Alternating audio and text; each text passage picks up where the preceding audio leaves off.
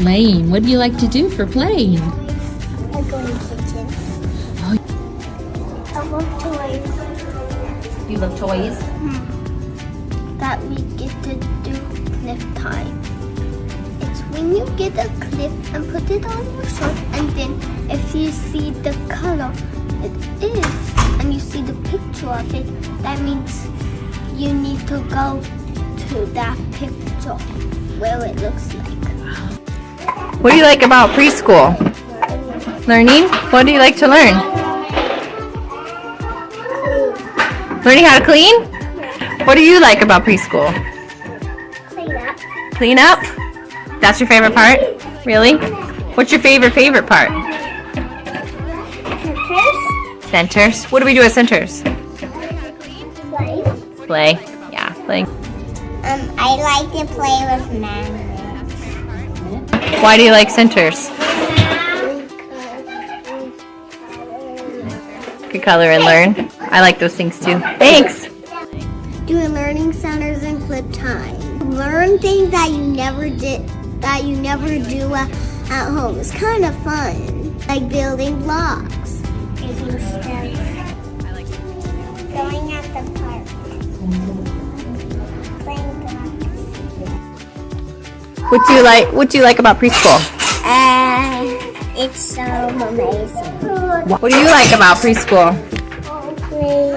Playing? I got to do clip time. I like doing clips and learning centers. What do you learn in the learning centers? Switch tables.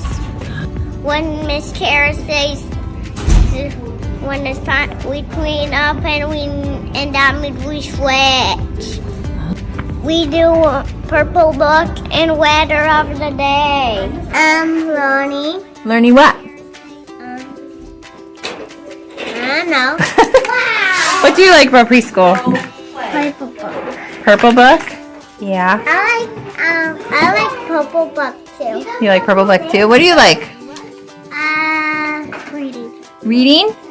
We like when we read stories? Yeah, that's fun, huh? I like to do dancing and playing in the kitchen.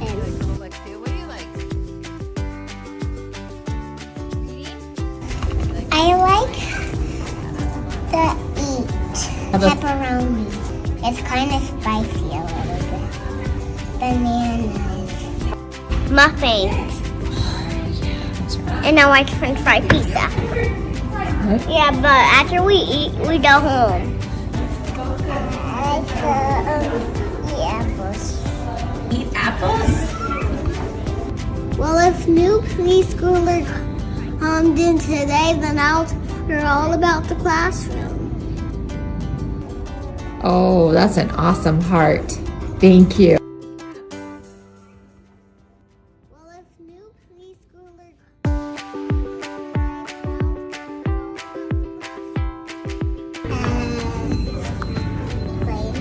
Playing. What do you like to do for playing? I go in the kitchen. Oh. I love toys.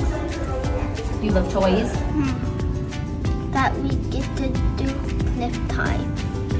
It's when you get a clip and put it on your shirt, and then if you see the color it is, and you see the picture of it, that means you need to go to that picture where it looks like.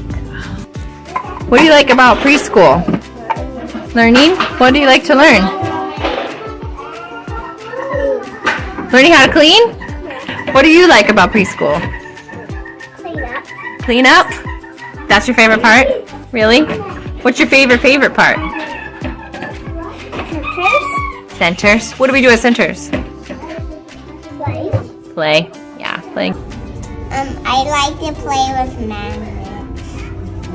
Why do you like centers? Could color and learn. I like those things too. Thanks. Doing learning centers and clip time.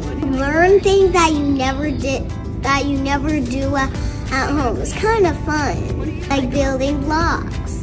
Making stuff. Going at the park. Playing blocks. What do you like about preschool? It's so amazing. What do you like about preschool? Playing. Playing? I got to do kid tag. I like doing quips and learning centers. What do you learn in the learning centers?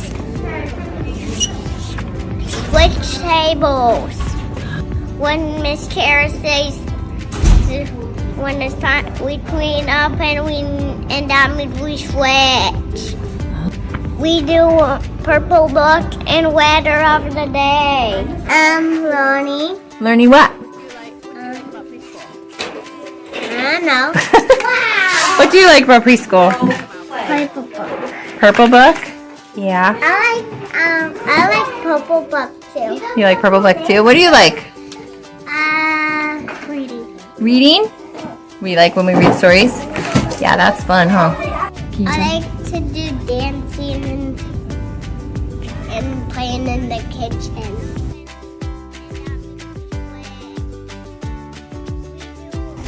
I like to eat pepperoni. It's kind of spicy a little bit. Bananas. Muffins. And I like French fry pizza.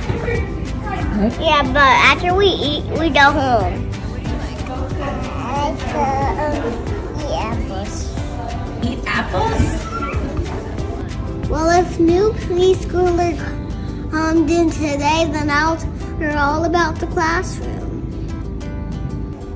Oh, that's an awesome heart. Thank you.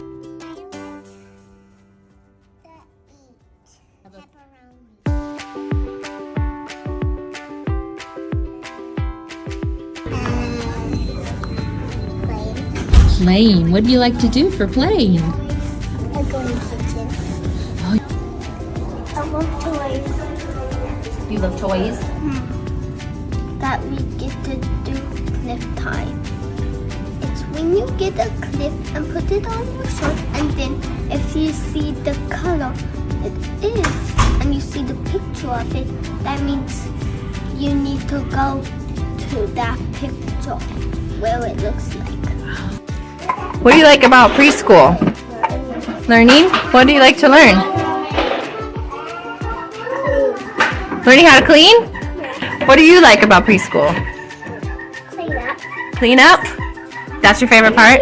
Really? What's your favorite part? Centers. Centers? What do we do at centers? Play. Play. Yeah, playing.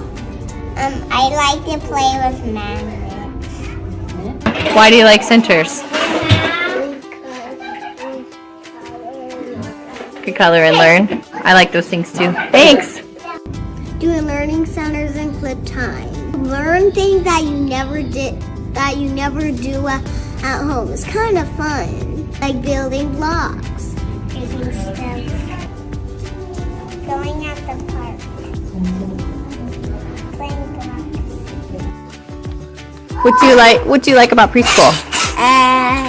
It's so amazing. What do you like about preschool? Playing. Playing? I got to do kid tag.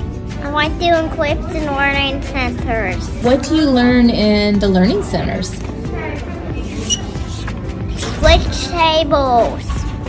When Miss Kara says when it's time we clean up and that means we switch.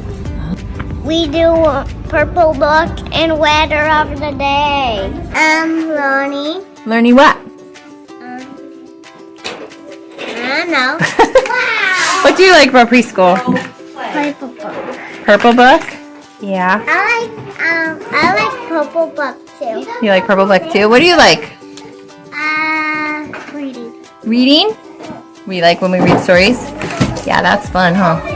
I like to do dancing and playing in the kitchen.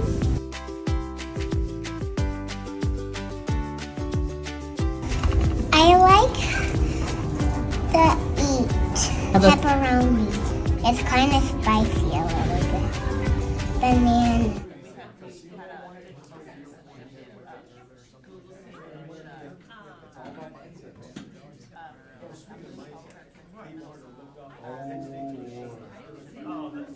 and she had suggested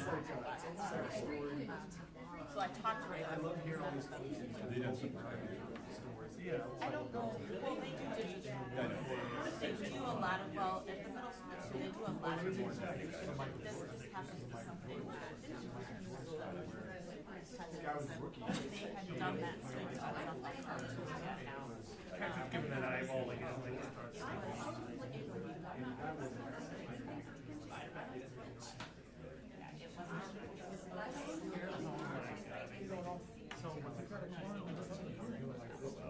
Because it's really good. They have a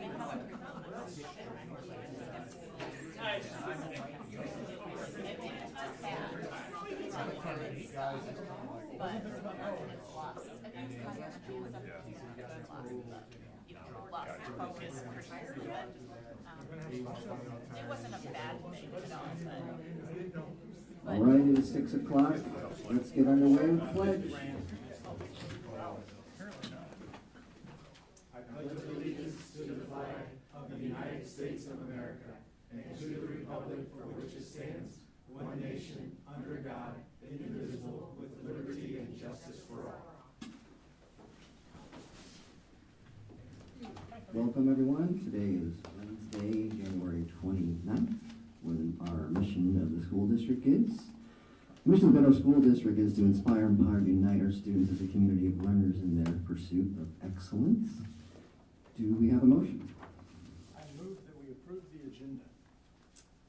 second. Roll call, please. Director Castro? Yes. Director Champion? Yes. Director Furky? Yes. Director Larkin? Yes. Director Lynch? Yes. Director McGivern? Yes. Director Smith? Yes. Motion carried 7-0. And we have another 100th win in wrestling. We have prior wrestlers here. Director McGivern. All right. Yeah, I just wanted to give a big congratulations to Duncan Harn for his 100th win in wrestling. Extremely impressive feat. And a big congrats to the other Bulldogs that competed last weekend up at Urbandale and did well. Thank you. All right, very good. Let's take the next one, Director Berkeley. Yes, sir.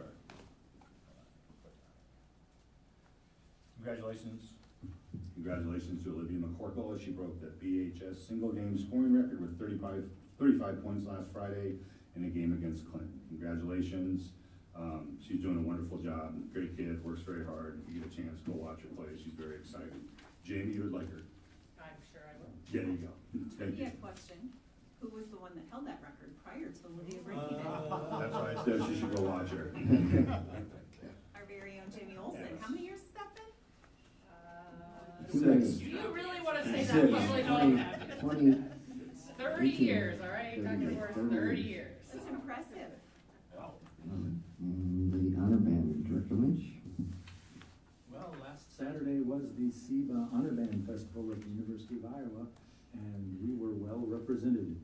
Sydney Cousins flute, Maddie Gaskell alto sax, William Hines trumpet, Hadley Apple oboe, Noah Letta trumpet, Sam Hajini clarinet, Kyle Montague trumpet, Maddie Kettleson clarinet, and Riley Suzaraj tuba. And senior Emma Pearson took first place in the Major Landers Scholarship competition. That entails a music theory test, a solo performance, and an interview.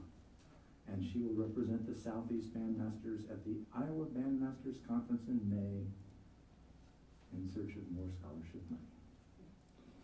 Well, our band is very impressive, having attended the Christmas concert. It's really incredible entertainment, and it's for the rock bottom price of free. So encourage everyone to go hear them. Next, Student Board Representative report.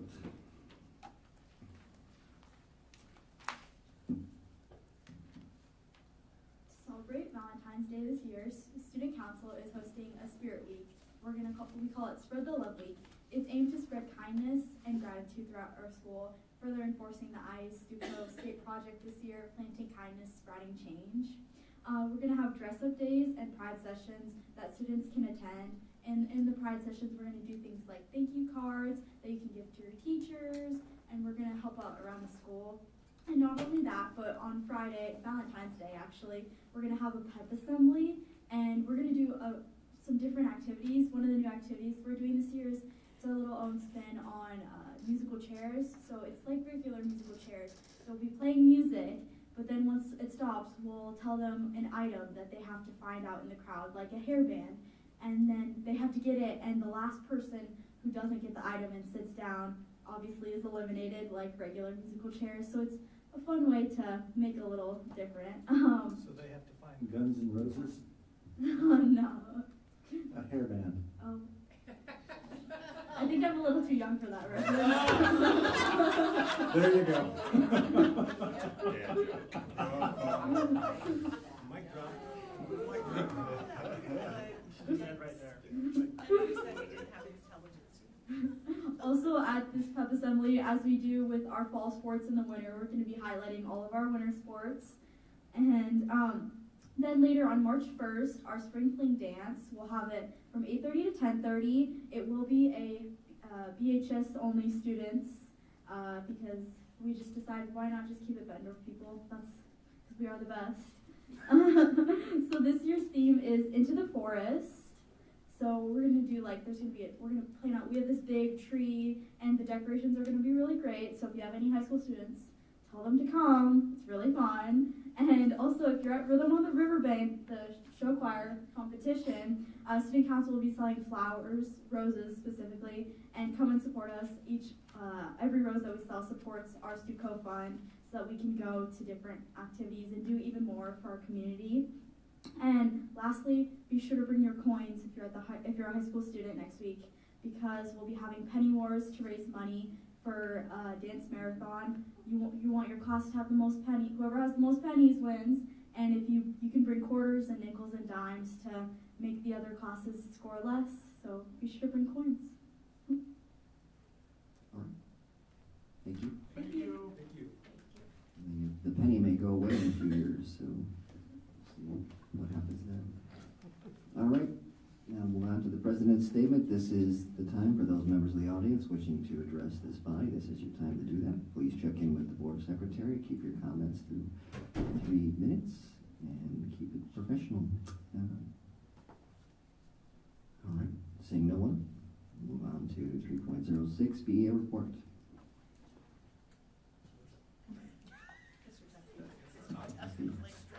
Before you get started, what date specifically is Rhythm on the Riverbend? Oh. I don't know that I heard it in her report, so. It is Saturday, February 8th. Thank you. Yep, so that's not this coming weekend, but the weekend after. Thank you. Absolutely. All right, good evening. For those who don't know, my name is Trent Teskey and I serve on the BEA Executive Board as the membership chair, and I'll be stepping in for Emily as she is mourning the loss of a loved one today. Since the last board meeting, we've had another IBBS meeting, as well as our monthly check-in with Dr. Morse this morning. Our IBBS meetings have shown a great example of teamwork, with everyone bringing solutions to problems. And while we're still trying to figure out how this process works best for our district, we are slowly but surely able to accomplish some amazing things. At our next IBBS meeting, we plan to share out the negotiations process, where each organization, as well as the district, brings forward interest statements and works to find common interests. We'll be able to share more about that in a joint statement in the coming weeks. At our check-in meetings this morning, we were able to resolve a few clarifications while also discussing ideas to continue support and create success for our students. One of those discussed was working a coalition between the board, the administrative office, and BEA to create joint statements in regards to state and federal legislation that affects public education, and share those with our elected officials and community. While we may all have political differences, we all want what is best for all of our students, and I think it would be worth our time and effort to find those common interests and concerns coming from our state and federal officials and share them out.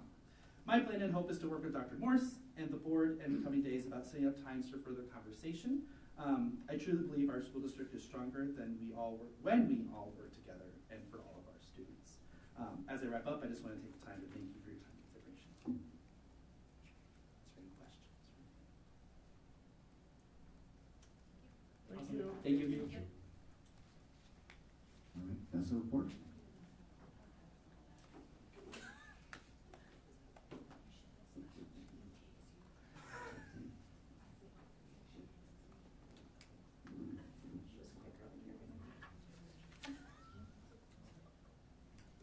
Good evening.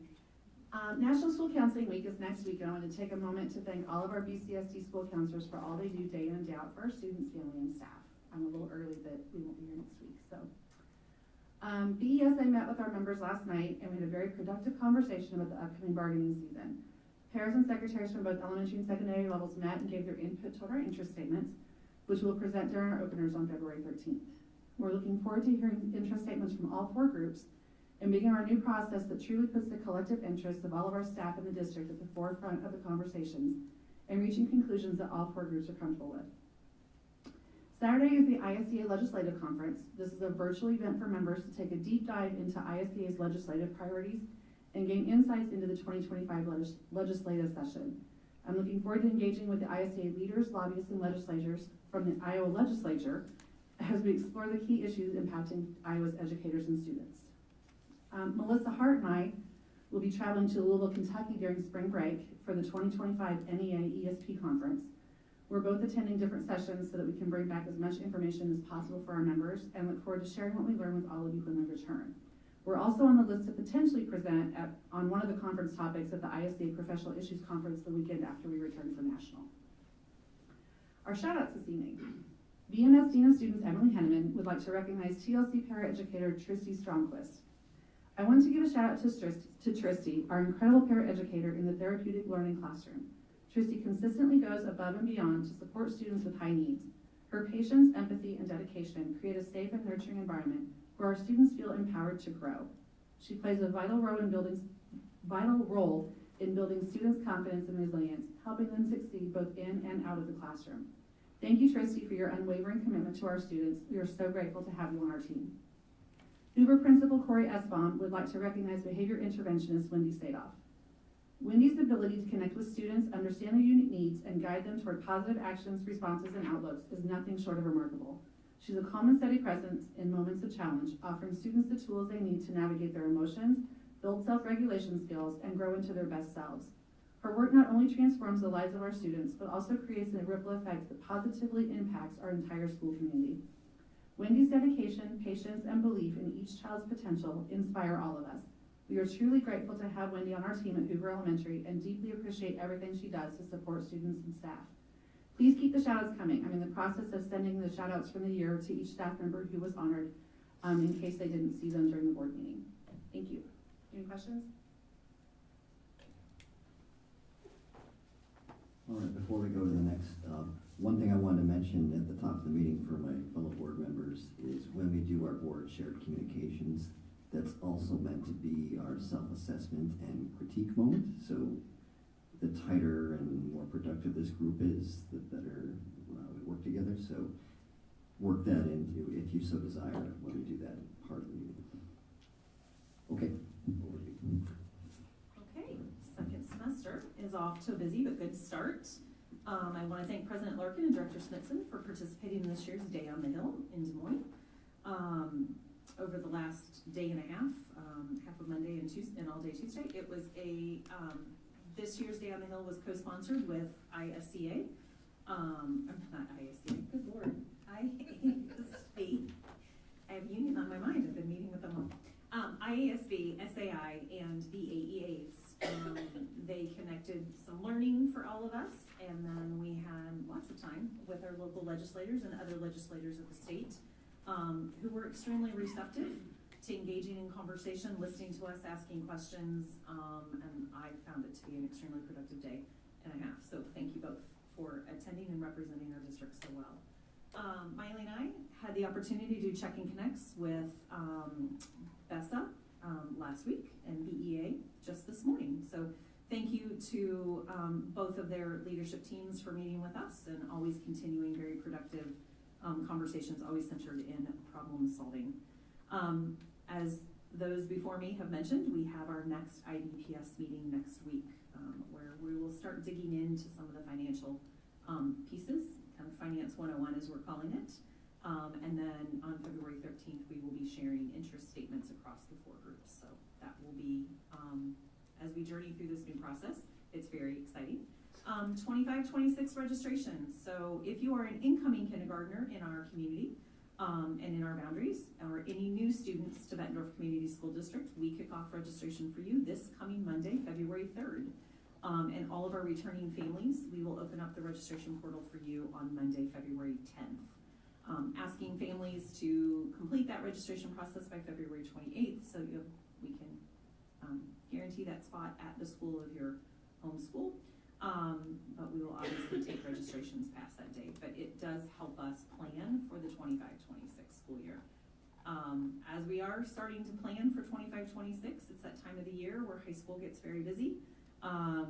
Thank you to our counselors and our leadership team and secretaries at the high school for all the work they are now putting into getting things ready for registration for 25-26. I believe on Monday night, they invited all current 9th through 11th grade families to come in, where they, by grade level, received information about what course registration would look like and course selections for next year. I believe it was a well-attended event from those that I've talked to, and very productive for families. Also, our next family brain health night will be February 11th. This time, Hoover Elementary is hosting. It begins at 6 o'clock. And we ask that you register by February 4th so we can guarantee that we will have enough materials for everybody present.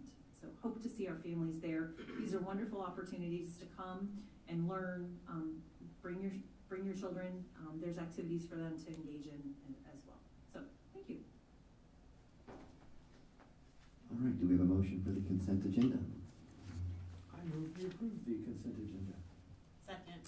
I know we're not supposed to put out one discussion. 4.0806, was that intentional blank? Which one? 4.06. Yes. Yes, it is. We always leave it on as a standard Okay, I item, didn't even when there are recall no before. ins or outs. Okay. Okay, roll call? Director Champion. Yes. Director Brady. Yes. Director Larkin. Yes. Director Lynch. Yes. Director McGivern. Yes. Director Smithson. Yes. Director Castro. Yes. Motion carried 7-0. All right. And tonight's main event. As our Executive Director of Curriculum Instruction and Assessment, Ms. Olson, gets ready to present tonight, just to set the stage, we have decided to break some of this data conversation into two presentations tonight and February 12th.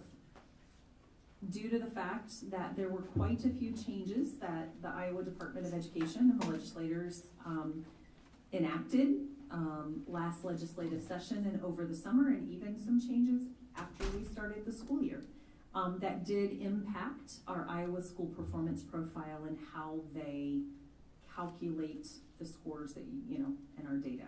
So Jamie's here tonight we thought, let's walk through all of those changes. We've had the opportunity to do this with several of our community groups as well.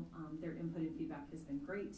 And they've appreciated understanding what those changes are. And so Jamie and her team have worked hard to pull this data together for you tonight, this information. And with that, I'm going to turn it over to her. Alrighty. So we're going to get started.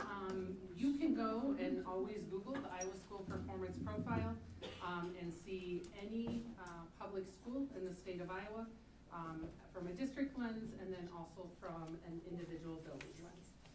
What I want to walk you through is throughout the years, this system has changed and how they have scored us on this has varied. Probably years that I've been a part of this is the biggest year that the most changes have been made. So it's harder to look back at previous scores and this score and make those comparisons to the fact that they just wiped all statuses clean this year and started over with this new system. So we'll walk you through the changes first with elementary and middle. I put a screenshot of the old system, how it was broken down, what they looked at, and then how it looks now with the new system. Some things to notice: participation rate is no longer part of a scored portion of this, but I'll talk a little bit later that it still plays a role in your rating system as you get through there. The other thing that you'll notice that is a big change is conditions for learning. That was that survey that we gave to students and families that covered a lot of different areas within the building. That was part of our previous ESSA plan to the federal government, and that is no longer part of that. So we're not required to give it. The information, if you remember when I would come back with it, while it was good information, the scoring behind it had quite a few flaws. And so we are currently looking for another similar type of survey that we can give and get information. We just haven't located the one.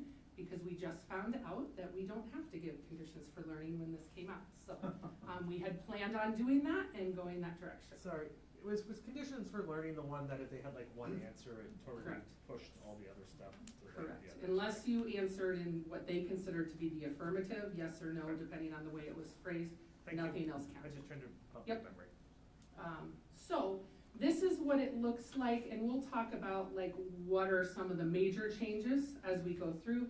The next slide will walk you through the high school. The difference that you always get with high school is they add in that focus on the graduation rates. Now it's that post-secondary readiness, and that, while it's been part of it in the past, it has a bigger portion, and it's much more, what do I wanna say, drilled down and specific on what that has to look like. The other thing I failed to mention with the elementary and middle too, is you'll notice that you have proficiency for science is now been added in. What you'll notice that's a little bit different is you have proficiency for ELA and math, and then growth for ELA and math, but you don't have that for science. The reason behind that, I would suspect, they didn't come out and say this, but what I'm suspecting the reason is, science is only given in 4th, 8th, and 10th grade. So your ability to truly show growth from 4th grade to 8th grade would be a little bit more complicated than we would want to get into. So these are the difference. The other side of that is they've added in English language growth. Those are our English language learners. They take the ALPA 21, and they're looking at the growth from when they started to each year, and that's averaged in there. So the next part is kind of explaining what they mean when they're talking about growth. And what you'll see here is they use what's called a student growth percentile to determine growth. So what they're doing is comparing, it's not necessarily score to score. So if I had a 10 and the next year I got a 20, that my growth isn't 10.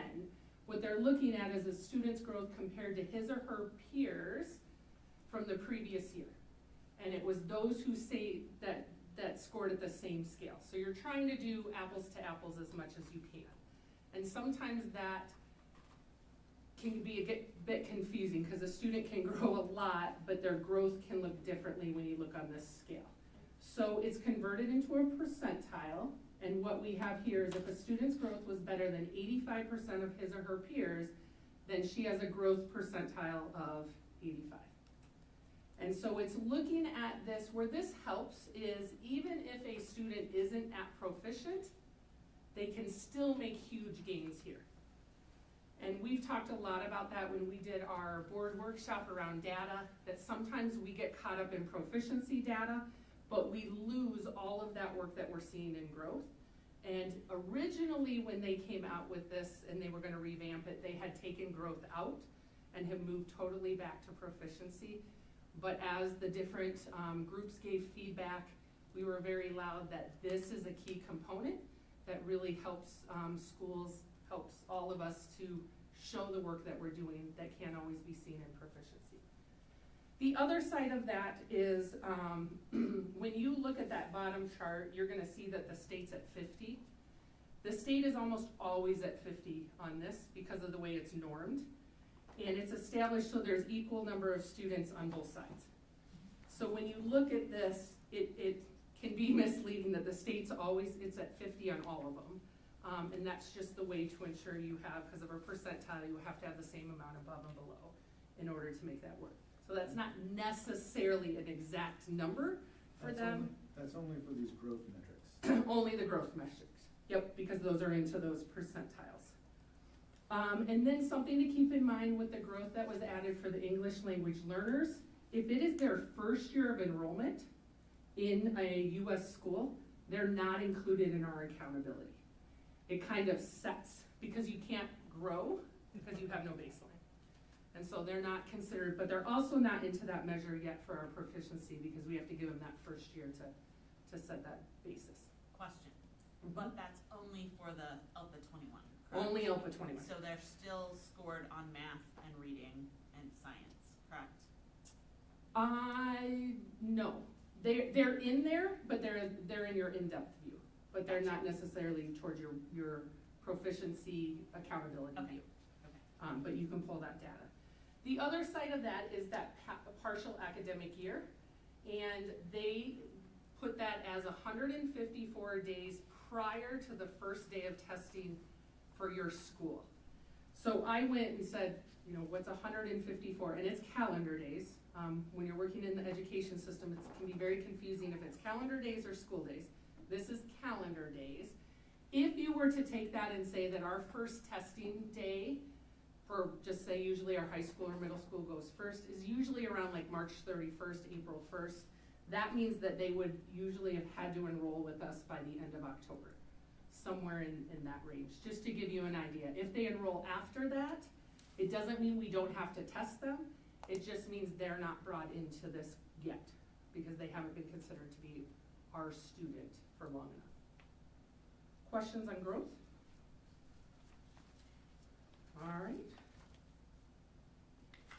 So, major changes that came with this year is that you can now drop a rating category. So before, whatever your points were, whatever it matched in terms of your rating category, that's what you got. This is where some of this comes into that changes, and we'll see this is where participation plays a part, even though it no longer has a numerical score. So here are ways that you can drop a category. You can drop one category if your school's overall composite, which is combining that ELA, math, and science, participation rate is below 95%. And so that's looking at all of your students, high school, that would be 9 through 11th grade, middle school 6-8, and then the elementary would be 3-5.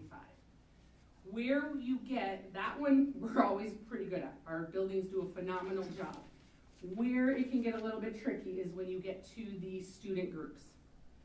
And if your student group, let's say for us, an IEP, a student group of IEP students, if their participation rate is less than 95%, then you will drop a category. And I'm gonna show where that gets a little bit tricky and is a little bit So that hard. drops our rating. That's not, we get to not count that rating category. No, means it that drops it. So if you were, yep, you will go down one. We will automatically, the whole district That, goes nope, down. that building will go That down. building goes There, down. for Iowa School Performance Profile, it is building level. Okay, thank you. Everything is building level. It just- You can see district data, but they're not rating you as a district. Right, I just wanted to clarify that, because when I Yep. first read that, it was like, oh, we can drop a category, but no, that means that the ranking drops, moved our down. ranking Your drops. the ranking. And I'm category. gonna get to what those rankings look like and going to show you where that did impact us. I have two questions, and you may have just told me you were gonna answer the first, which was quickly remind us of what the categories are. So if you look in your packet and you look at, I don't have the slides numbered in mine, but you will see you have exceptional, high performing, commendable, acceptable, needs improvement, and then you have priority/comprehensive. And that's And- from your top to your lowest. And the second question was, you can, will, what's the hyphen or the slash doing? Right, like schools will drop period, or schools can be dropped, but there are exceptions. I don't know of any exceptions. They use this language when they explain it to you, you can/will. And I assume the second to last word on this slide is supposed to be cut score? Yes, it is not a cute score. That's a shame. You are very correct. Thank you. All right. Sorry, real quick, Jamie, when you say drop a category, so does that mean that if, let's say, a school was assessed as acceptable, when you say drop a category, it's now shown as needed improvement? Correct. That's what you're referencing, right? I just Yep. wanna make sure I get my head Yep. straight about it. You're So correct. regardless, is there, and I see a range in here, I don't wanna jump too far ahead, is there a range that defines those categories? Yep. So is it just a point range? If you fall in this point range, you would be deemed acceptable? And I'm gonna get there and show you Oh, the chart, gotcha. and I'm gonna show you how all that breaks down. I'm Okay. gonna show you what our buildings look like before we had some drops and what they look like afterwards. So I will hopefully answer all of that. The next is, as this continues, you will drop 2 category ratings if your school is identified for extended targeted support. And that means that you have a student group that is consistently experiencing low achievement over time. And usually they're looking at that over a 3-year period. Right now, because they reset the system, nobody in the state of Iowa can be extended targeted support. We did have buildings in the old system that were on extended targeted support. If you were to marry these two systems together, they would have dropped 2 categories if you were using this as their measurement tool. Right now, you can't have anybody that way, but I do want to be forth that you can now drop 2 if you become that extended. The difference here, which is nice, is that you used to, once you got your status, it was there for 3 years, regardless. High school would be a prime example. They got the status, but then they had already fixed it in 1 year in the old system, but they were still targeted, even though that was no longer a student group that was of concern. Now you can get out of that being targeted within 1 year. All right. So how do they calculate the score? It's very easy. They add up your points and divide by the total points. I did put up how they calculated the old score. It was very complicated, and it did depend on what the average and median of the state was. So you were dependent on how other schools did.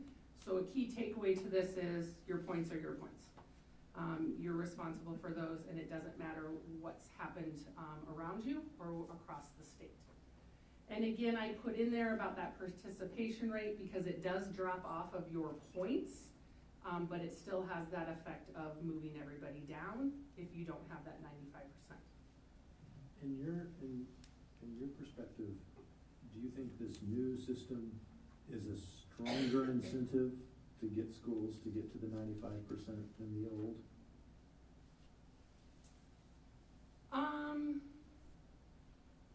I think that was their intention. I think people were probably willing to take a hit on maybe some of their student groups because it was only a small amount of points. I think this was their way of ensuring that we're keeping track, but that is just the opinion of me. But I think they're trying to make sure that participation, and before we got points for it, but it was, you'd have to go back and look. It was a minimal 10%, but it was 5 for ELA, 5 for math. So yes, I think that was their intention. Thank you. Okay, next slide. So one of the key new additions is chronic absenteeism. So the thing that with this, as you're looking at, and we've talked a lot about this with you because a lot of this is around new attendance policies and procedures that we have to do. But just to go back, chronic absenteeism is defined as a student who misses 10% or more of their school year. So it depends on when they entered, not our first day of school. So if I don't come until November, we're now counting the days that I've been in school. They have to have been in school at least 10 days for them to be considered chronically absent. So if someone comes and they're only with us for a few days and then move on to somewhere else, they're not included. And the thing when you're looking at this scoring, it's reversed scoring. So I put it in there just so that you know they're taking 100 minus your chronic absenteeism rate. So the percentage of your students that are chronically absent, seeing that as, and then timesing that by your possible points. So down there shows how they're converting that. So for chronic, this one you want a low score, obviously, Yeah. right? You've done it right, okay. Yep. Okay. So the second part of that chronic absenteeism is looking at your attendance growth. And so what they're doing is they're taking that pool of chronically absent students and they're comparing them year to year. And what they're doing is they're trying to see you're kind of rewarded for getting more students to school, less students that are chronically absent. And so they're measuring the change. Where this has a caveat to it that I think is that bullet where it says students had to be enrolled at school for at least 10 days and enrolled for at least 10 days in any Iowa public school. So it's not just comparing the students that we had last year to the students that we have now. So if we have people that moved, they came over from a neighboring district, if they were chronically absent there, then we're comparing them from last year, their chronic absenteeism is pulled over to the current year that they're with us. That's actually good, right? Because it means if a student who is chronically absent comes into our building, that prior chronic absenteeism, if we can get them here coming every day, that's gonna be an improvement for us. Because Correct. they're no longer, and if they are chronically absent, it's not gonna be like, oh, you've got one more, it's 1 and 1, so we're neutral. Well, it only applies to the growth side of things. Right. You will add on to the chronic absenteeism, the first slide, but your growth, you can show growth, and they could still be chronically absent. Does that make sense? You're Yes. looking, it doesn't say you've moved them out of being chronically absent, you've just increased the amount of time that they're, not at school, or that they're at school. We'll try that again. So I put kind of an example there. So if your chronically absent student improves by 3.5%, then how do you get points for that? You get 35% of the 50 points possible. So in this case, it would be 17.5 points towards your total score. This is brand new. This is something that we didn't realize, not to say last year we weren't working on kids who were chronically absent, but it wasn't as much part of the forefront as it is now. Not only in the measurement, but also in legislation and laws that have gone through with that. So I will give credit to our buildings. They have been working tirelessly to connect with families, to determine why students are struggling to get to school. Part of the law is student engagement meetings with families to sit down at the table and say what's going on. And they have put a lot of time and effort into that. And so I will be excited to see where our data ends up. One of the keys to this, I just want to put like an asterisk, is we have changed per state law how we are coding attendances compared to the past. So I would suspect that we will see great numbers and changes positively in this for the upcoming year, because we have now have exemptions for absences that we didn't have in the past. I think it's 2 years down the road is really going to be where we're going to be able to see the effects of our efforts, comparing more apples to apples. If We'll have an artificial burst because of the You are. accounting change. because we But that won't can't. be sustainable beyond year 1. Right, you're now, yes, after year 1, you're going to compare attendance and codes if nothing changes. If something changes, I I don't know do what to do. worry that as a measurement of school profiles, chronic absenteeism is something of a blunt instrument. Because once a student becomes chronically absent, it's very difficult in the course of the school year for them to, like, their attendance could radically improve and they can show great attendance growth, but they're still chronically absent. Yeah. And the kids that might have struggled at the beginning and have gotten support and are being successful, this number won't reflect that. Not necessarily. Once they hit the 18 number, the book is closed. Well, once you get higher up there, because you have the chronic absenteeism and then the truancy side of that. And I would agree, the closer you're getting to that truancy potential, the harder it is to right that ship. And this is one measurement. For us, it's looking at, did we get them here one more day this week than we did last week? Did we get them here for that one period? And that will never show up in this data, and that's what our staff is That's attendance dedicated to growth, ensuring. and that ultimately, I think, is closer to the heart of the matter. Yep. This is an overall number. It's more to give you, hey, heads up, or you need to look into this, but it's that. The big wins to me come at the building level when you're able to see that difference in getting a kid to school. And that isn't data that we'll ever be able to quantify in this way. So, all right, our next key addition is that post-secondary readiness. And that is only high school that you're looking at.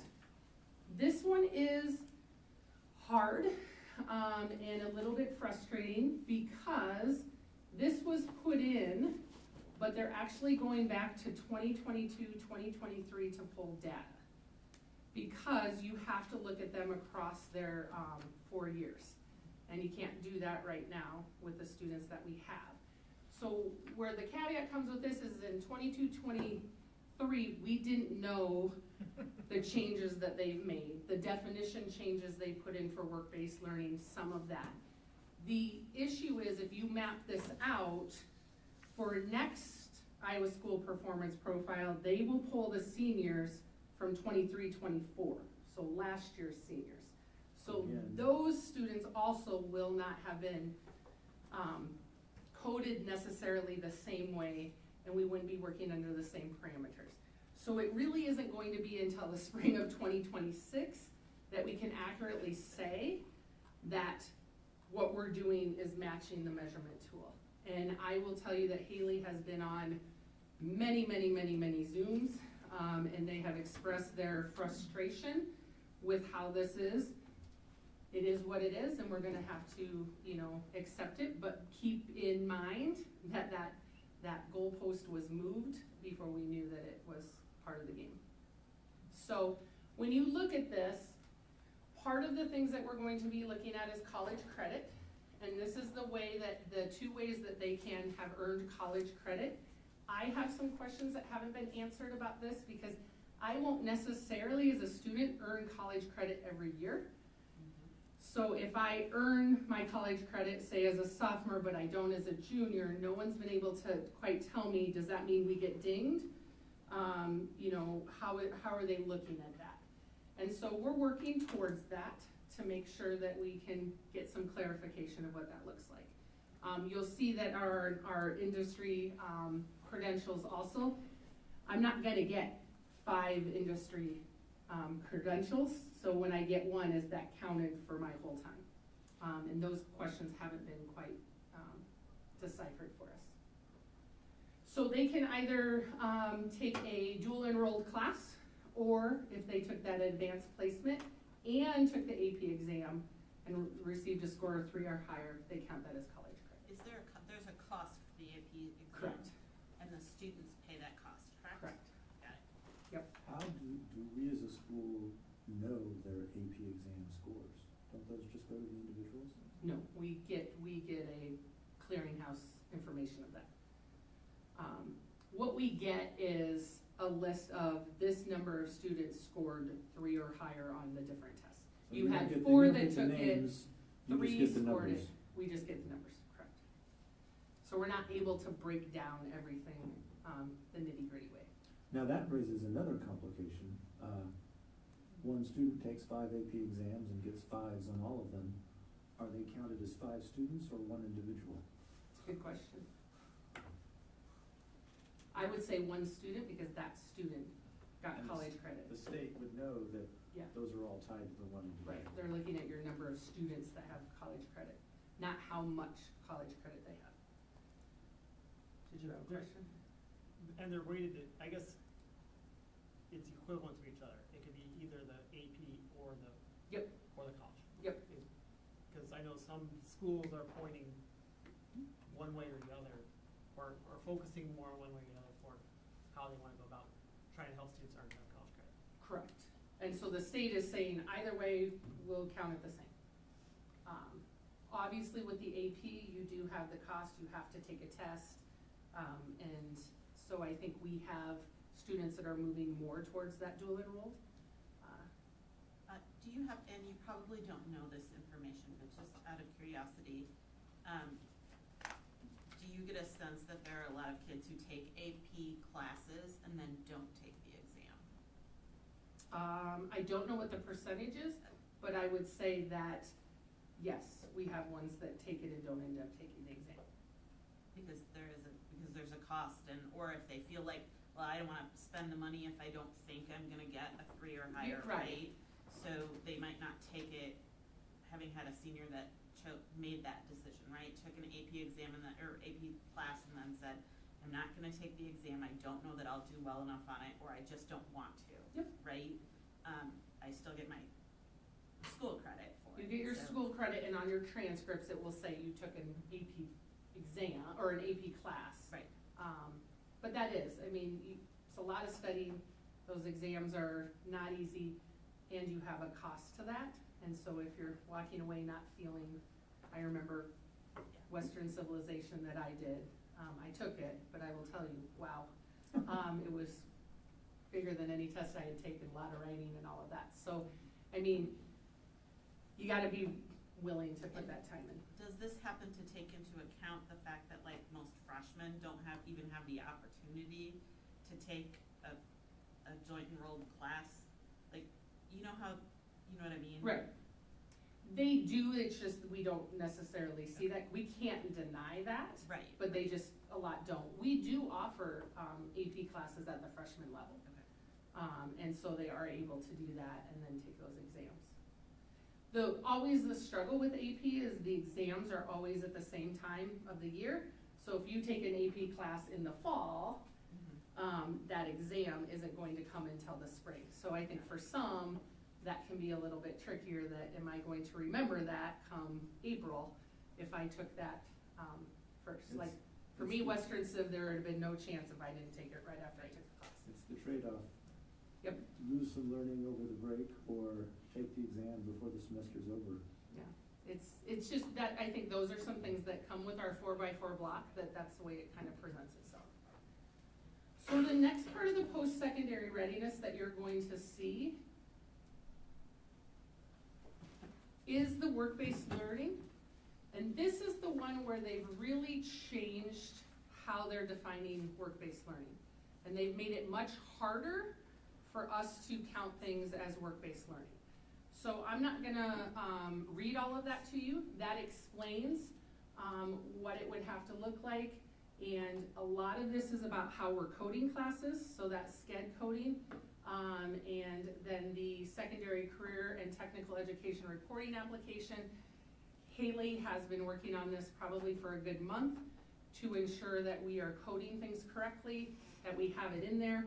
But remember, that's coding it, because we just found this out, for really next year. And we're still gonna get graded on this in the spring of 2025 when we didn't know this is how we had to code it. So, not an excuse, but I always think it's important to recognize that we were being measured on a tool that we didn't know existed at the time. The next part of that is that industry recognized credentials. There's a lot of questions and unknowns about that. That is not phased in yet this year, but will be. Part of this is for students who take and earn this, we don't always know. They're not required to report it back to us. And so part of what we're trying to figure out across the state is how is this being tracked for us to know?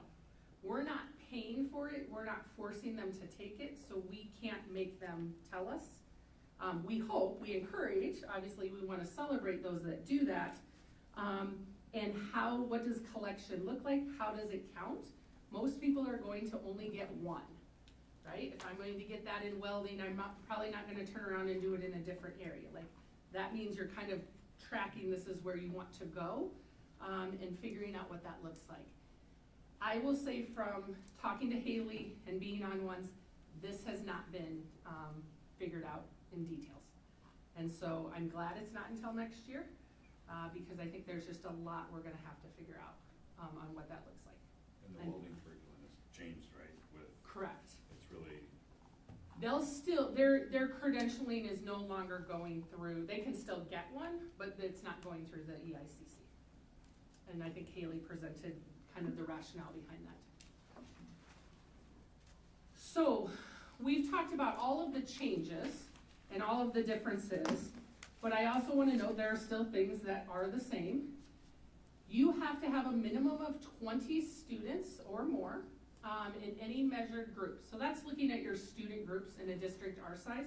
Some rules may have some grade levels that don't have 20 kids in them. We don't have that here, but we do, especially at the elementary, have some of our student groups that don't have, remember, you're only at elementary looking at 3, 4, 5, right? Because that's all it takes ISASP, which is where this data is pulled out of. So we may not have enough students in 3, 4, 5 that meet one of those student groups. When you're looking at race, you're looking at FRL, IEP, those type of things. If that's the case, those points don't just disappear. They get redistributed. And so it will show you what happens if you have to redistribute. So this would be for a school that doesn't have enough for science, for the science proficiency. So those 100 points, 50 are going to go to the proficiency for ELA, and the other 50 are going to go to the proficiency for math. If in this case, and this would be most of our buildings in 3, 4, 5, don't have a student group of 20 English language learners, so those points for that growth get redistributed into our growth for ELA and math. Questions around that? So this is what Director McGivern, you were trying to kind of ask me about and what that looks like. So what you're looking at is it gives you both as the percentage of points earned. So they break it down in percentages, then they also break it down as the actual points. And what you can see is there's a spread. So if you go to elementary, middle school points earned, to be high performing, you're between 487.20 and 547.74. Anywhere in that range would, well, I'm gonna say, would qualify you for high performing unless one of those things that we're gonna talk about drops you a rating. And so remember, high school has more points because you're adding in graduation, post-secondary, and all of that. And that's why you see. What you're looking at, that cut score of 42.37%, these will change when you're looking at this because that is the 5th percentile of all Title I schools in the state. So they start there and take that 5th percentile, and those are your comprehensive schools. So I kind of look at it, the best way is it's kind of graded on a curve. Somebody has to be in the lower 5th percentile. Our state will never not have somebody in that group because it's on a curve. So some school could actually make significant improvements in points, but everybody else also works hard and makes improvements in points. And you're so you are perpetually a priority comprehensive institution. And priority / comprehensive, you can be priority and not comprehensive. So comprehensive is what you would call that bottom 5th percentile of Title I schools. They're comprehensive. The others are a priority. And the difference becomes in how the state supports look like. This, in terms of what you're going to see, that we have different levels that are in targeted status, but their requirements under the ESSA look different because you have more strenuous requirements if you're an identified Title I school. And we're going to talk about what we're doing and how that looks different. Dr. Morris, did you have something to add? You actually just did on it. The important word in that note is Title I. Right? Mm-hmm. Yep. And so that 5th percentile is only for the Title I schools. So you could technically maybe fall in that cut score range, but if you're not identified as a Title I school, you don't get that comprehensive designation. That's where that priority comes in. So I think that's an important thing, and that number will change because some schools may exit Title I status because they don't have enough students that qualify under free and reduced, and others may fall in because that number increases of free and reduced. So that's a moving target. Mark Twain, Neil Armstrong, Grantwood. Our secondary schools at this time do not have enough to count to be qualified as Title I schools. Not to say it couldn't happen. I'd like to make a point of order for a minute for the meeting. Dr. McGivern, if you are copying questions down from your phone and you've been texting over 8, 9, 10 times during a presentation, you need to remember that that can be FOIA'd by the public, who can then ask for those texts.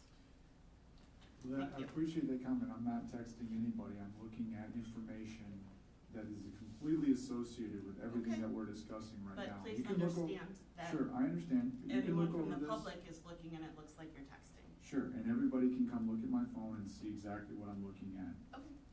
Okay. Okay, so where I'm gonna take you next is to how did our schools score strictly point-wise, right? Before anything dropped or that. So when you look at this, this is how across the district our schools scored. High school on down, you can go back. One of the things that as I worked with buildings, it's important when you have such a range to look at where you fell in that range.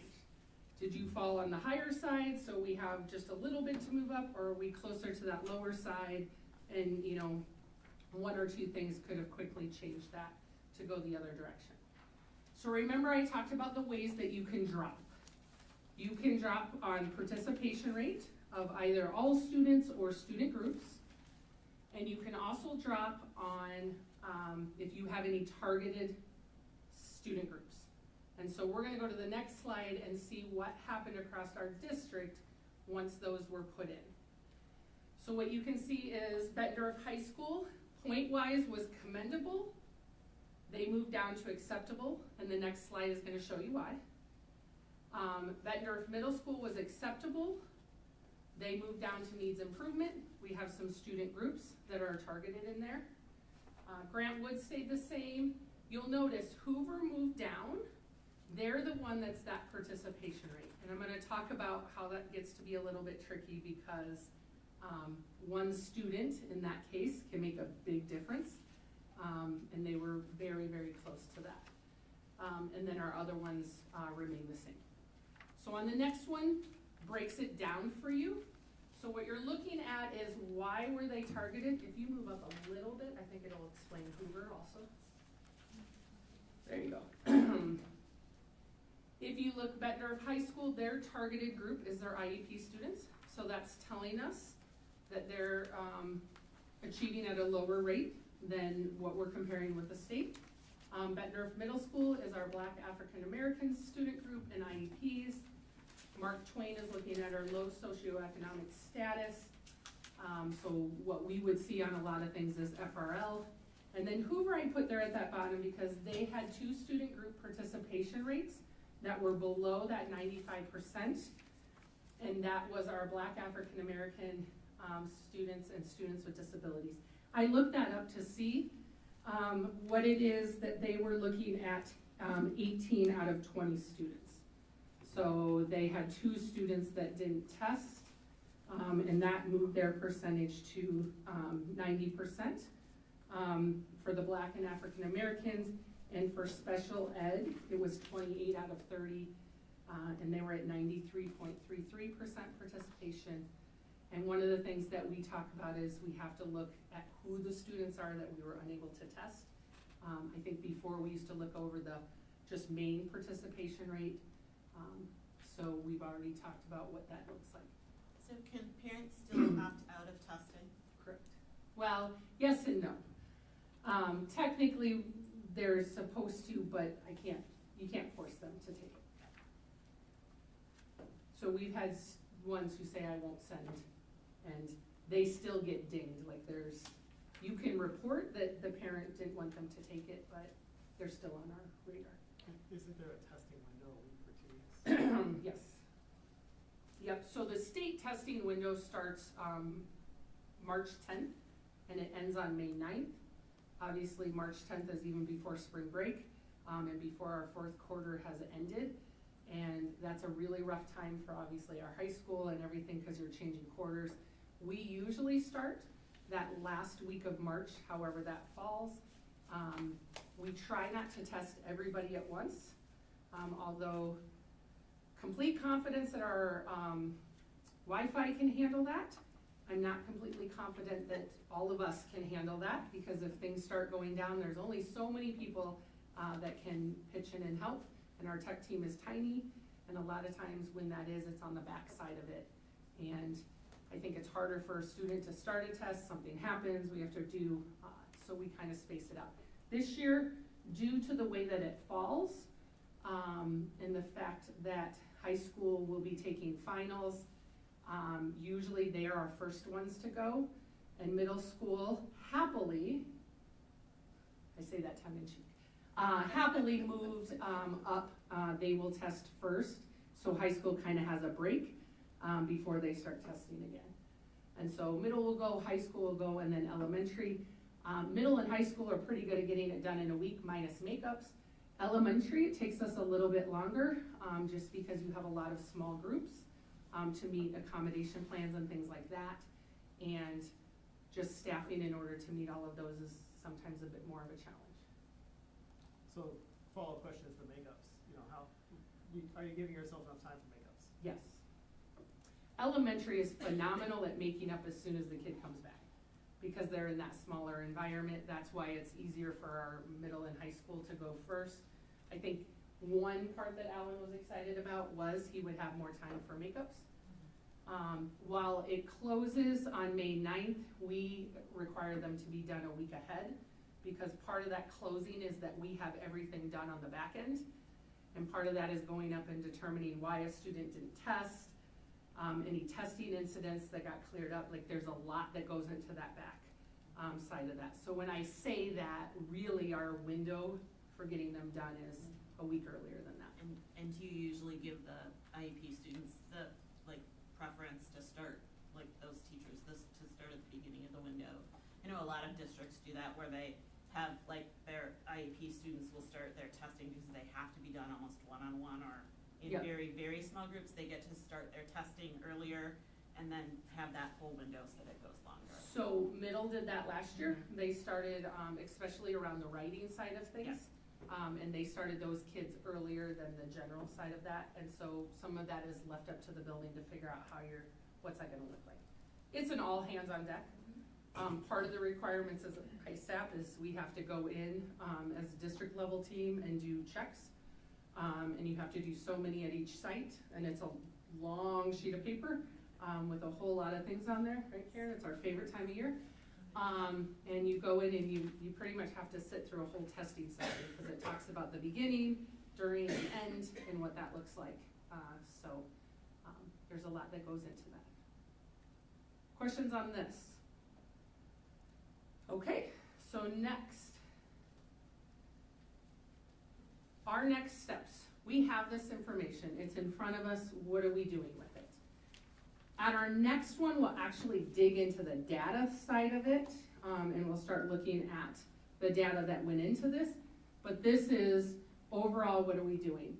So all of our schools, regardless if they were targeted or not, we sat down and looked at this together, looked at the action plans that they have put together for this upcoming or this current school year.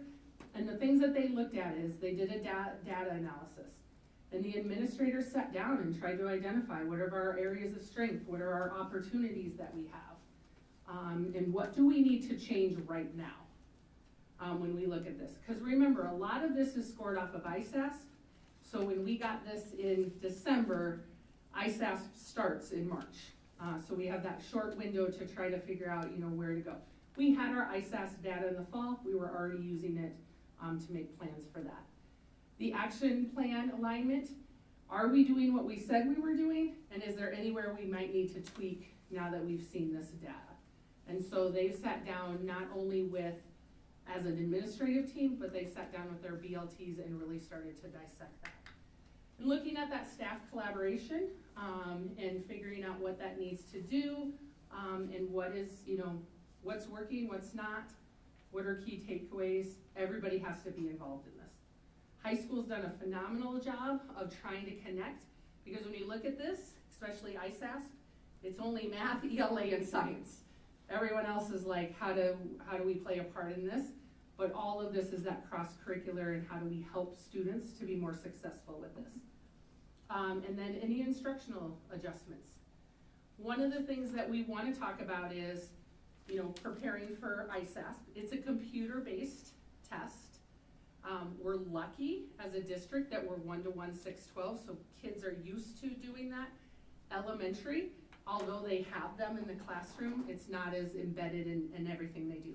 So think of third grade, it's their first time that they've taken this type of assessment where they're going to do a writing on a computer with, someone's gonna give me a prompt, they're gonna tell me what to do, and I'm gonna sit down and write it. And so how do we prepare them for that and get them ready? And some of that is just looking at what are we doing to be proactive.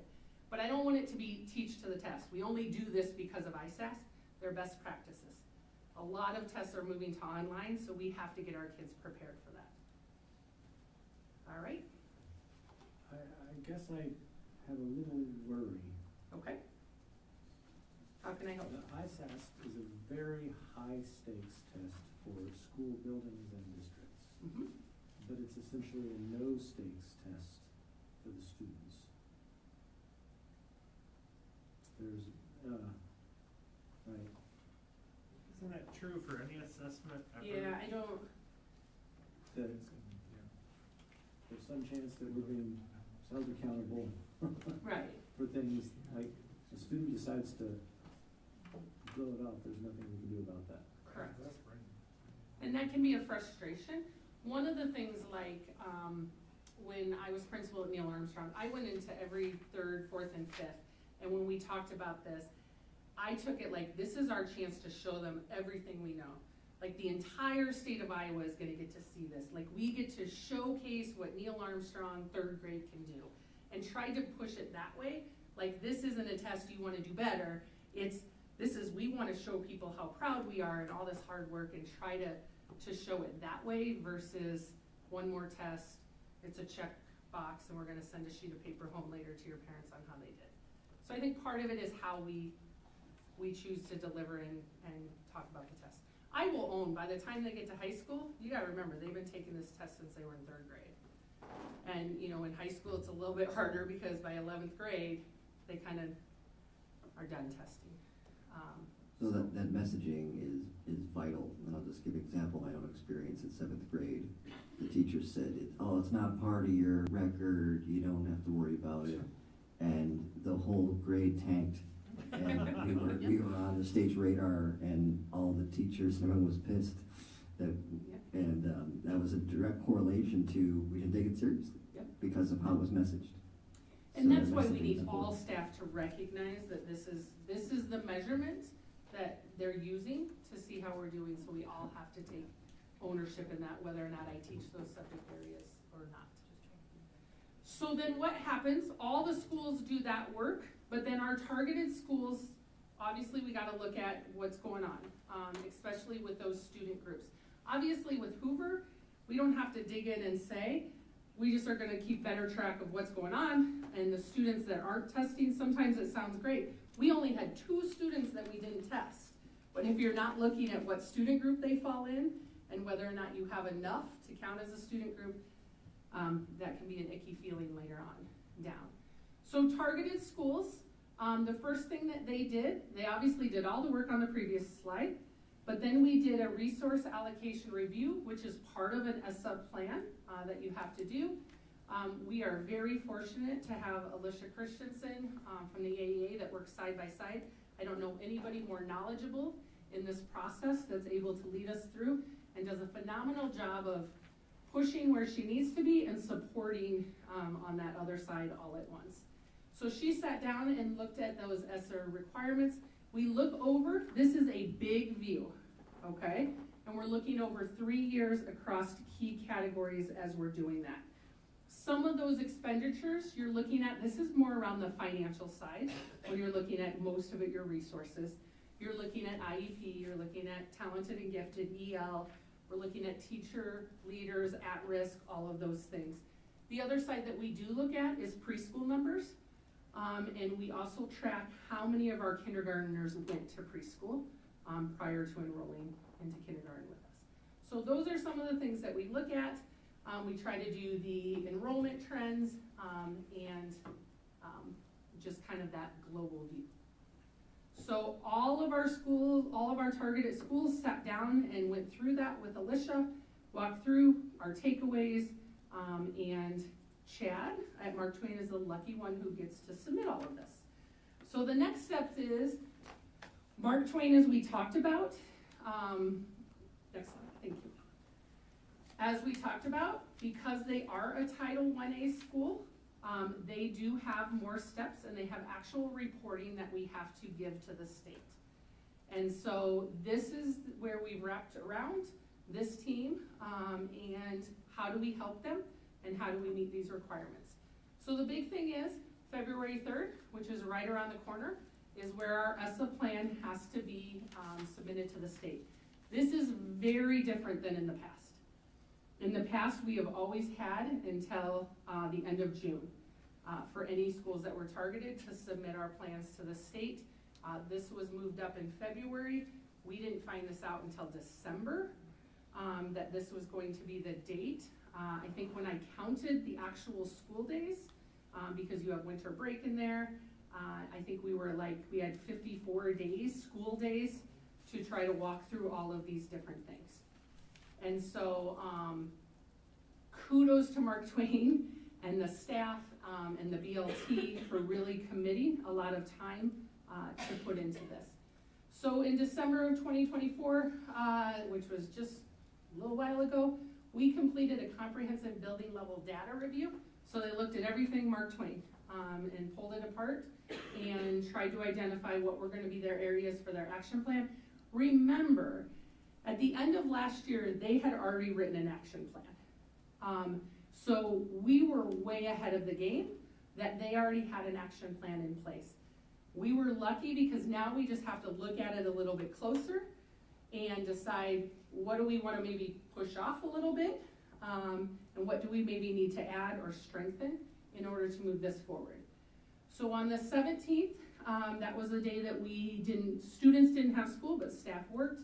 We took a half day and we worked on the SAMI, which is the self-assessment of MTSS implementation. They had already done a lot of that work in that previous summer, but they had not done all of the conceptual components. And so they focused on infrastructure, assessment and database decision-making, and supplemental and intensive tiers. They had already done the leadership and the universal tier in the summer. So they scored those. That is quite a process. You have different anchors, and then a rubric that says, based on this anchor, where do you fall? You have to have met these things. When you get into those, not the infrastructure, but the assessment and database decision-making and supplemental and intensive tiers, you have to do it for each area, math, ELA, and SEBH. So for every anchor, it may look like, oh, there's only 5 anchors, but you have to do those 5 anchors 3 times. And it's a lot of discussion, and it's that consensus building. I think we're at a 1. Kevin says, nope, I think we're at a 0. So now we gotta talk, why do you think it's a 0? Here's why I think it's a 1. Where can we agree? And then we start doing that. And that is part of what gets turned in. Actually, just today, we met and finished up the SAMI scoring, and we updated their building action plan, and they set goals for leadership and universal tier and supplemental and intensive tiers. And so that's ready to go, but we're also going to meet with that team on February 3rd and bring in some of their SST team members to really dig down into the data, because part of that plan is what do the supports look like at each grade level. It can't be overarching. When we're this, we're at this stage, we've got to really dig down and look at that. And then January through May is regularly scheduled team meetings. Again, we're fortunate that Alicia is going to come alongside of us as our systems coach. It's always nice to have someone outside who has the background that she does to be able to push and kind of question things and change your way of thinking. So, I believe that is it. Questions? I just have a question. On chronic absenteeism, is there a certain time of the day the kid has to be in class to be considered in school or absent? Like, just sometimes when I'm, going around, I see kids walking to school like at 11 o'clock. So is there a time frame when they're a certain amount of hours they have to be in a seat? So we put it in and it's based, because we're hours based. We don't go off of the days based. We put in the actual time. So it will take those minutes that you were out, and then it will keep subtracting them over the total number of minutes you should be there. So yes, every minute counts. Thank you. The difference is where we run into is, like at secondary, if you're tardy to a class, you're still in school. You're just not where you're supposed to be at that time. So it's really looking at those, time to school, or if you're pulled out for appointments or things like that. And that's where those exempt codes come in now that we didn't used to have. All right, thank you, thanks, James. Other questions? All righty. Thank you, Jamie. I know you'll look forward to February 12th for the data portion. Thank you, that was a lot of work and really good information to highlight what the state has changed and how much work her team and our building leadership teams and our staff This is really useful. have done to navigate these changes in a very short period of time. So I want to commend our staff, our leaders, and Jamie and her department for literally making changes on the fly this year, and then changes again to how we code attendance after the school year started. So thank you. All right, moving on to the next agenda item. Do we have a motion? Recommended action. I move we approve the December financials as presented. Second. Okay, Kurt? Thank you, Celeste. Not much to report here out of the ordinary. Usually our 3 paycheck month is December. This year is November, so our month comparison to last year is going to look different, but our year-to-date we're within the neighborhood. I do want to point out I erroneously left the sale of the old Edison building off of this report back in October, so it's been updated now. So Pebble funds went up by 500 and some odd thousand for the sale price of that building. So if you go back and look at that, that's why there's a discrepancy there. Other than that, everything else seems to be in line. I know federal funding is a big topic of discussion right now. We do get about just shy of $2 million on a typical year. COVID years we've gotten more, but we get about $2 million of federal funds through school lunch program or title funds. And then we do get a little bit from HHS. Does that include Medicaid reimbursements? That doesn't even, so Medicaid would be another almost $1 million on top of that. Do you happen to know how many teachers that we have in our district that are funded by Title I? So we have 9 full-time, 10-month, whatever you want to call it, positions, and then it partially funds 3 other positions. So if we were to lose that Title I funding, we would not be able to sustain those 12 teachers, basically. Most of those are academic interventionists. They're trying to meet the need of the grant, so to say. I am going to caveat something after our conversation this morning because I don't want any misunderstanding out there. Number one, nothing final has come down around federal funds. Yes, if we lost close to $3.5 million, we'd have to sit down and really reflect on what resources do we have and what positions are absolutely necessary. So I want to clarify that we're not talking about cutting any specific position, and I know that was, and I appreciate BEA bringing that to our attention this morning, what the perceived perception was out there after a conversation in December, when we brought the at-risk funding to the presentation, I guess I would say. So, so that is why whatever we can do, the opportunity to be in front of state legislators, but also our legislators that work for us in DC, helping them understand the tremendous, these are real examples of what a negative impact it could have on our district, because those are people, but those people also provide essential services and supports and interventions to our students who struggle. So, Trent, do you think I covered that okay? Yes. Yeah, and I was just kind of asking that because I just want people to be aware of how that could affect our district. Because it is people and it is services directly that benefit our students. The free and reduced lunch, that would be a huge, huge hit to our district. You are correct, and I appreciate you asking. I just also wanted to make sure we added some clarification behind it. The other piece to the Medicaid funding that Kurt even said, in addition to that, is another $1 million. When we put a dedicated individual to help us with the Medicaid piece, all funded through that categorical, she 100% and then some pays her salary. out of that fund, that helps us offset the general fund contribution to special education, or other people use the word encroachment. I prefer general fund contribution. But that million that we've received over the past few years, or she has helped us with the help of all the staff out there that build for Medicaid, that helps us reduce those deficits in special education funding, because we know from the federal and the state level, you do not receive the amount of funding you need to educate students with disabilities. So you are correct. Funding that is crucial. Our lunch program as well, that helps, breakfast and lunch, that helps make sure kids are fed, so they are ready to learn. And do we get federal funds for any of our special ed services? Your special education funding is a mix of federal, state, and local dollars. So it would affect that as well? Could. Okay. Some of that flows through the AEA, not all of it, but some of it. Okay, roll call please. Director Freckey. Yes. Director Larkin. Yes. Director Lynch. Yes. Director McGivern. Yes. Director Smithson. Yes. Director Castro. Yes. Director Champion. Yes. Motion carried 7-0.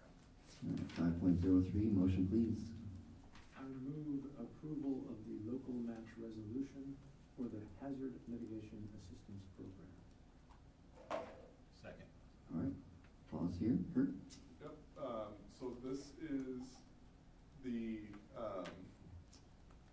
for the FEMA grant we're applying for middle school, we're looking at the planning phase where you hire an architect and engineer to define the scope of the project. They have 3 pre-approved vendors that we'll work with one of them that we'll have to then also work with Bray on that, but there is a local match portion for that fee, so $13,750 is our contribution, and then the state and federal government pick up the rest, so it's a pretty good deal on our end. Could you go back and re-explain what this project is and why we're having to do that at the high Sure. school? Please, Yes, thank you. I will step back on that. The building code several years ago enacted a paragraph that any new educational facility being built was required to have a storm shelter component. Previously, jurisdictions were waiving that because they felt like that was too onerous on the projects, and basically the time clock has run out on that. The International Building Code has essentially said we need to start enforcing that. So the city of Bettendorf has indicated to us that with the middle school project, we will have to have a storm shelter component. And so this is hoping to get some federal funds to offset that cost of that project. I have 2 questions. What fund will our $13,750 have to come out of? This will come out of Pebble, where we're paying, it'll be the same fund we're paying for the architects out of. Okay, there's no chance it could come out of management. And it appears on this form that it is not just president's signature, but all of our signatures that will All be get needed? to sign this one. Right here, ready for you. If you bring the resolution. I need to point out that one of the funders is FEMA, which is also in the national spotlight about funding overall. So just buyer beware. Thank you, David. And they anticipate this being a year-long thing, and I haven't yet married with Bray how this fits in. But I couldn't consciously know this road was available without trying to go down it. Never hurts to try. Okay, so after we have the vote here, then I will bring the form around for everybody. Roll call please. Director Larkin. Yes. Director Lynch. Yes. Director McGivern. Yes. Director Smithson. Yes. Director Castro. Yes. Director Champion. Yes. Director Freckey. Yes. Motion carried 7-0. Thank you all. 5.04. Motion please. I'll make a motion for 5.04, approve the following policies as presented: 402.4, 402.7, 402.9, and 403.9. I'll second that. Roll call please. Director Lynch. Yes. Director McGivern. Yes. Director Smithson. Yes. Director Castro. Yes. Director Champion. Yes. Director Freckey. Yes. Director Larkin. Yes. Motion carried 7-0. All right. First read of policies. So you have another set of policies in front of you. These, I know you've over the past few months, used to getting in a certain series. These are grouped hundreds and 500s. These really relate to the policies that align with our parent-student handbook, to which we will also bring you some revisions to the parent-student handbook on the February 12th board agenda meeting for your consideration and hopefully approval. And mostly those revisions are around the new laws in chronic absenteeism and attendance. So that's what this series, so if you have any questions between now and the next board meeting, please don't hesitate, as you know, to reach out. But a lot of them are pretty minor revisions, or the two that are being recommended for deletion are, one is completely incorporated in our online registration process and much better suited. Parents will see that information in that process. And the other is already, it's a redundancy. It's not required by IASB, and it's already incorporated in the board policy that's attached to it, 506.2. Okay, 5.06, meeting dates. Board meeting dates. Switching to college night Thursdays, college Thursdays in July. So that was a quip, everybody. Take a laugh about that. It went over my head. Yeah, sorry. You're laughing on the inside, right? Okay, motion please. I move we approve the Board of Education meeting dates for the 25-26 year as presented. Second. Roll call please. Director McGivern. Yes. Director Smithson. Yes. Director Castro. Yes. Director Chipping. Yes. Director Frecking. Yes. Director Larkin. Yes. Director Lynch. Yes. Motion carries 7-0. All right, for the board shared communications, one thing, we have two other sworn-in members here, Mr. Farmer and Colleen. If you guys ever want to say anything, just let me know and I'll recognize you when we go around. So I know, David, you'd asked to talk tonight, so we'll work you in. And let's go, Director Castro, let's tee you up and we'll go counterclockwise. All right, just a quick shout out. I'd like to make a shout out to Chad Udy and Tom Augusta for the way they ran the Midwest Shootout. I was there for Saturday to hand out the medals, and they kept the mats busy. They kept the mats full, and it kind of expedites the finish time. I think we walked out of the gym about 4:15, so they did a good job of keeping the mats full. So a nice shout out to Tom Augusta and Chad Udy. Okay. I'm going to continue that theme on wrestling, because there was a lot of wrestling at the high school Friday, Saturday for the shootout, and then also a big shout out to all of the boys and girls wrestlers for the high school team that were participating in Bettendorf Bi-State wrestling tournaments, kids wrestling tournament, pre-K all the way through 8th grade. Most tournaments around here locally are anywhere around 300 to 350. We had 650 kids. For the Bi-State, it was full a week in advance. So it was a very popular tournament, and it was ran very well. A lot of volunteers, a lot of the Bettendorf Wrestling Club members, and then all the students were there helping out as well. And so shout out to the coaches and everybody that was participating in that. I think that was a really successful event. And then continuing on that, we had the boys wrestling at Urbandale. We crowned 4 champs, so that was very exciting. And then as well as the girls at Louisa Muscatine, had 3 in the finals, 2 champs.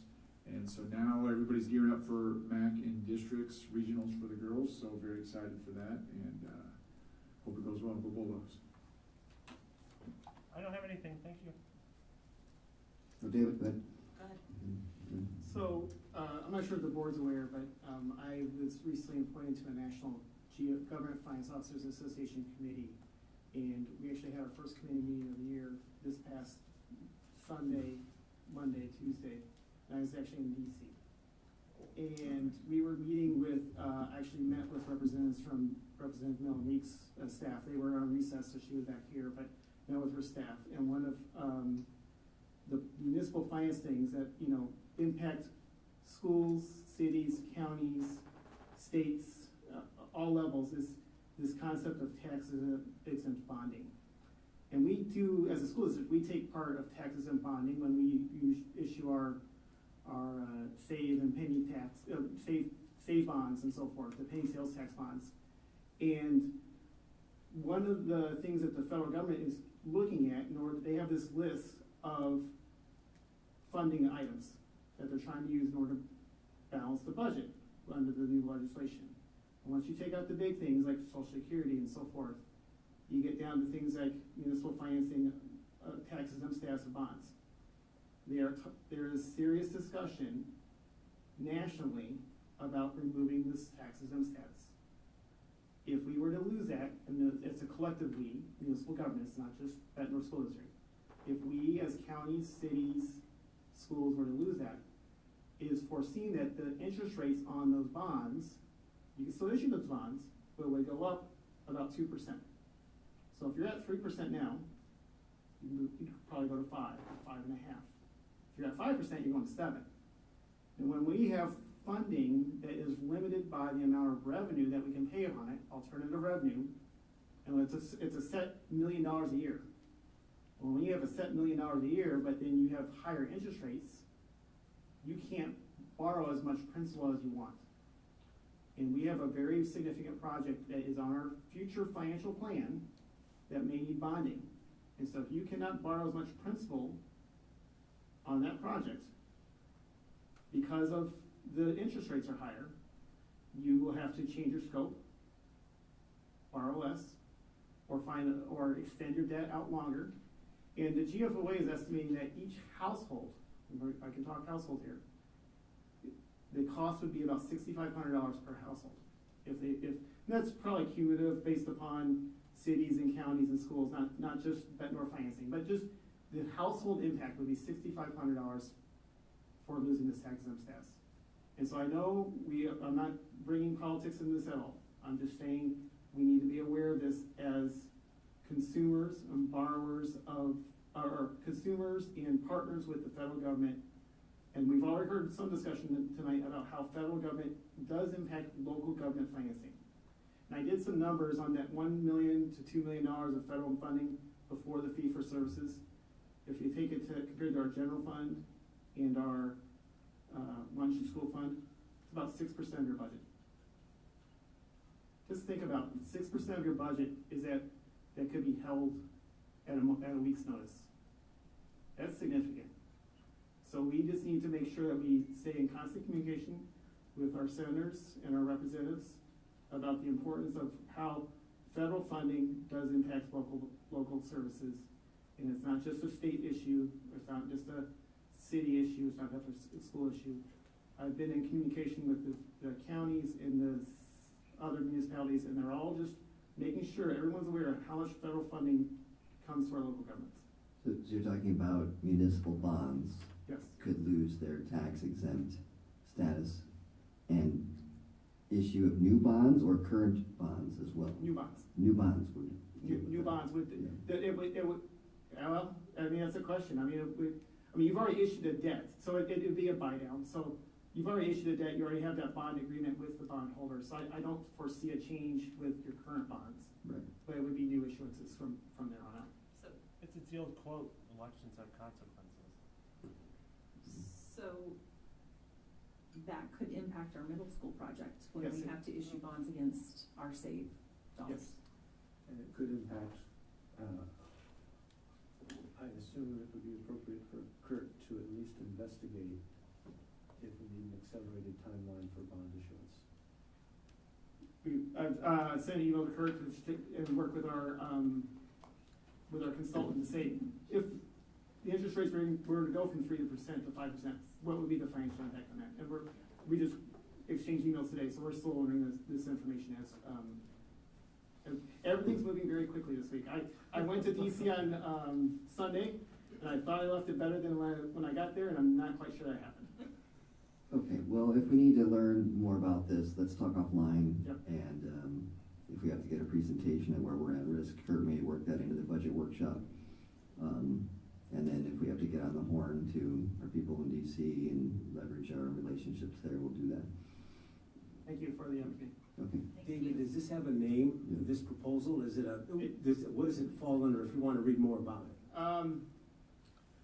Let me shoot you the details on that, because there's a buy down, or there's a list that's been out there, then passed to the GFOA. So let me get you the details on that. But as far as the tax exempt status, I can get you more details on that.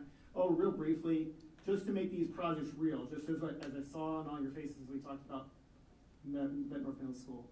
There is a website that governments, schools, cities, counties can go and list built by bonds, and it just you list out the different projects that have been in your community. And so the P25 radio project, I know we've talked about P25, the radios that for emergency communications, those were tax exempt bonds. The Scott County Waste Commission and the single stream recycling, built by bonds. Every major road project. Major road project. Every city has major road projects. Everyone talks about roads built by bonds. The large infrastructure.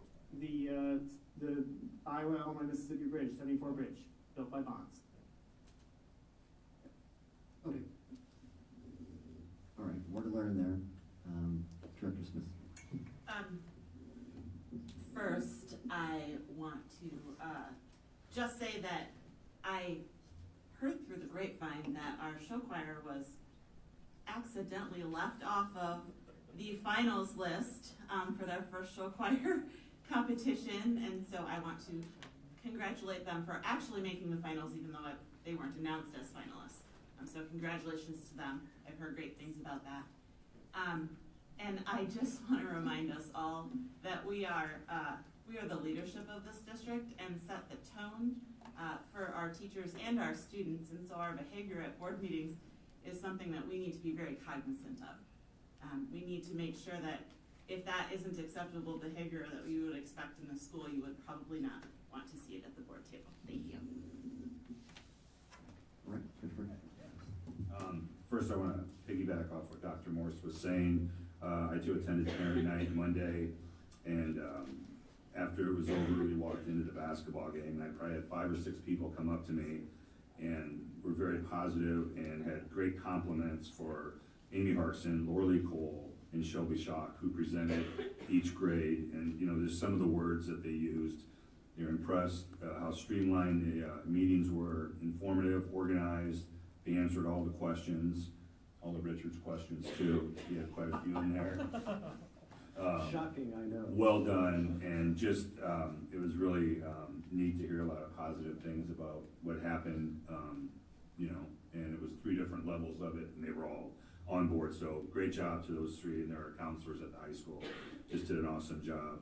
And also you wrestling people over here, I know the Midwest Shootout is also called the Paul Castro Frank Freeman Shootout, correct? Yes, it's named. Close, yeah. It is. It's and a lot of wrestling tournaments they have that are named after people who aren't alive. So that's a tribute to you that you're still kicking, and they've named this after Paul Castro. I don't know how to take that. Come back from this call. I don't know how to take that. That's a positive. It's a positive. At least you know who Guns N' Roses were. Yeah. Thank you. Thanks, Coach. Thanks, Ken. I want to take your invitation to reflect on this meeting. I think it's a good practice, and I'd like to see us move that direction. I want to say I really appreciated the way you did your presentation, Ms. Olson. I think it's very important for us to take the time to understand the structural changes in the rating, and you walked us through that quite clearly. And we would have been overwhelmed if we had tried to do that and dive into our particular building's data. So thank you for splitting it in half, and thank you for the overview. And I, for one, am planning on keeping the little slides right here, so I will have them next time and can look back at them when we get into our school district data in 2 or 3 weeks' time. Thank you, All right, we had a busy month, 4 meetings. I want to thank the spouses for all our senior staff and our school board members. This is one of these jobs, you just can't do it without spouse support. The time commitment is sizable to do this job. Also, the Des Moines visit.